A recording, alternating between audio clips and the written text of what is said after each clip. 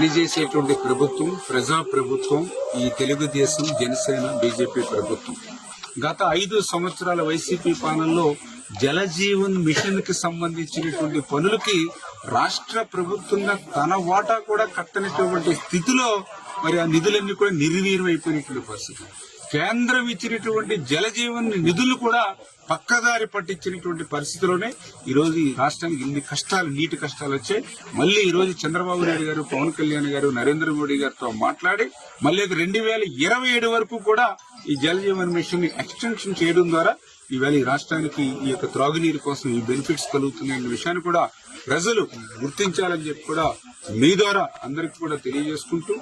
ఈవేళ ఏదైతే మనం దళిత మరి వాడలో ఉన్నాం,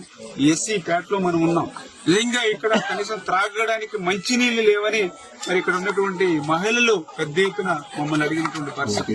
మరి ఇటువంటి మహిళలు అందులో కూడా ఎస్సీస్ మరి వాళ్ళకు కూడా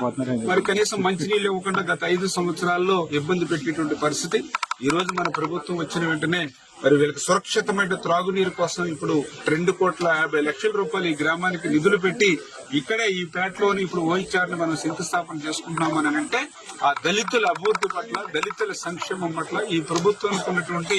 చిత్తశుద్ధికే ఇది ఒక నిదర్శనం అని చెప్పి కూడా తెలియజేసుకుంటూ, మరి రాబోయేటువంటి రోజుల్లో మరింత ఈ యొక్క దళిత వాళ్లకు, దళిత పేటలకు కూడా సేవ చేసేటువంటి విధంగా మరి భవిష్యత్తులో కూడా పనిచేస్తాం.